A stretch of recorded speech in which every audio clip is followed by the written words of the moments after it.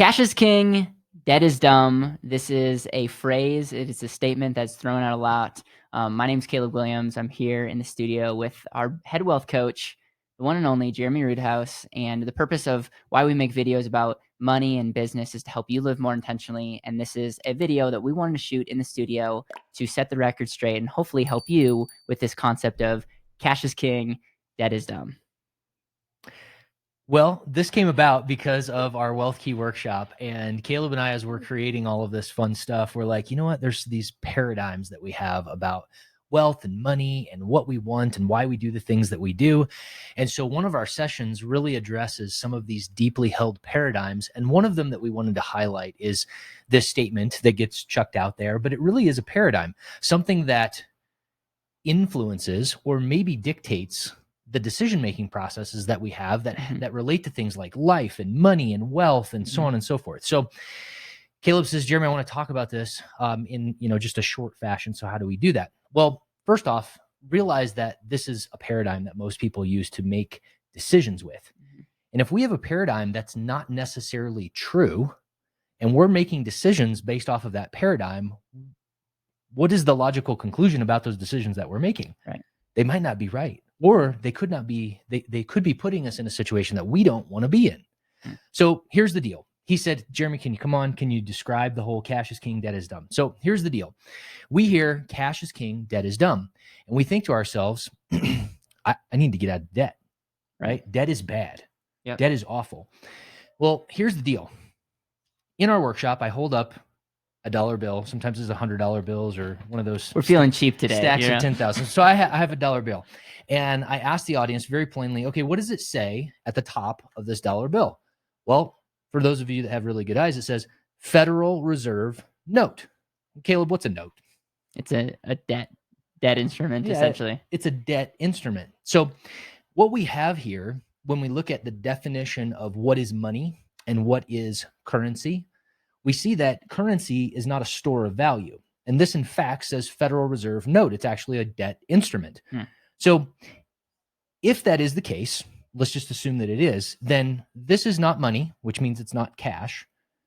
And it also means that this is not, it's debt. So now we have to rephrase this and we have to say debt is king and debt is dumb. So where does that leave us in our decision-making process if debt is king and debt is dumb? It's very interesting because a lot of gurus out there and financial pundits will say things like that. But if you actually take their logic and you say, what do you mean when you say cash is king? Like, do you mean this Federal Reserve note, which is currency? Right. Not money. Which is getting printed while we're speaking. Right. And becoming less and less valuable. It's just like when you start poking holes at this, you start saying and that's what I love about what you're able to do through this whole paradigm talk, is starting to challenge people's paradigms, and it's fascinating. Yeah. And so here's the purpose of that, Caleb. If in fact debt is king and debt is dumb, then what it potentially means is that we're trading in debt. We're not trading in money. We're not trading in cash. So if that's the case, then is debt really dumb? Or is it just a fact of the economy that we find ourselves in? And if debt is king and it's also maybe a little dumb, then how do we take it from dumb and make it smart? And this is really the lead in to having a dialogue about, does it make sense for me to pay off my house? Does it make sense for me to leverage bank financing in order to purchase a vehicle or purchase equipment for my business or to pick a thing, right? The whole point of this is to retrain our brains to think about what's really going on. This is not money.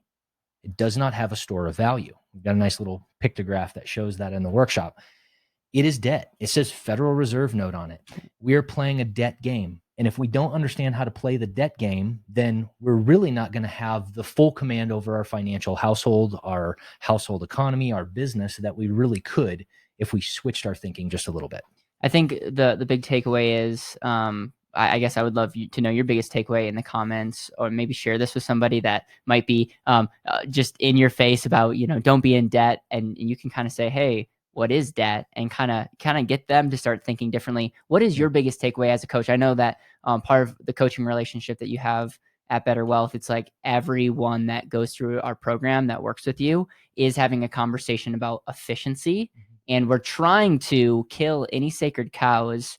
And if someone's holding on to a paradigm, instead of attacking that and saying, well, no, 30-year mortgage is the right way to go, what we've learned by example is just say, let's take a step back and let's realize why you believe this paradigm. And in a lot of cases, we've seen people find millions of dollars of potential in their life because of this paradigm being shifted. So just today, as a matter of fact, a friend of mine, Dave, we were running numbers on something that logically did not make sense to the two of us. We found that for a particular case, actually buying down the rate on a 30-year mortgage made sense in that particular situation. There's a lot of folks that you'll hear the phrase measure what matters. Right. Well, the reason that I think that we're so powerful and valuable in a coaching relationship is there's the nuance, there's the relationship, there's the behavior of the client, there's the behavior of the family, but then there's the math.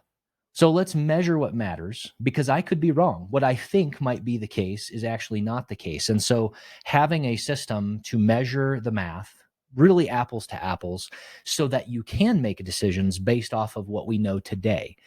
If you or I had a crystal ball, this would be a completely different conversation. But because we don't, we have to measure. We don't have to, but if we measure what we know today, then we can make better decisions for the future. So just that one thing, that blew me away today as we were running through it. Because in general, buying down a rate in our low interest rate environment has not made sense. Now that we see interest rates climbing a little bit in specific behavior examples, it may make sense. But run the numbers, do the math, and feel really good about your decision because of those things. All right, so there you have it. Debt is dumb. Debt is king. Did I mess that up? He did. Debt is king and debt is dumb. There you go.